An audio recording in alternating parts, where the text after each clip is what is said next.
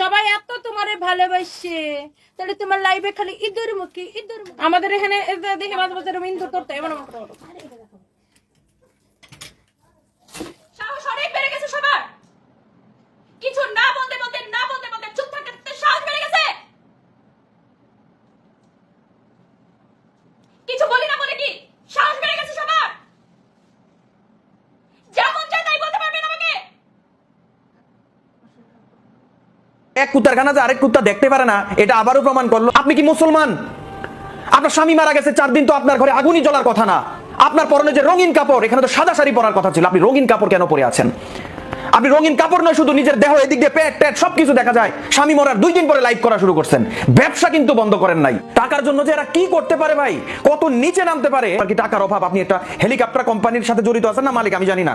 স্ত্রীর দেহটা মানুষকে দেখিয়ে দেখিয়ে অর্থ উপার্জন করছেন। এতে কি মনে করছেন আপনি সম্মানিত হচ্ছেন? কোনোভাবেই না। সামনে দিয়ে আপনাকে স্যার স্যার বলছে, পিছনে আপনার পিছনে থুতু ফেলছে যে তোর টাকার কপালে থুতু মারি।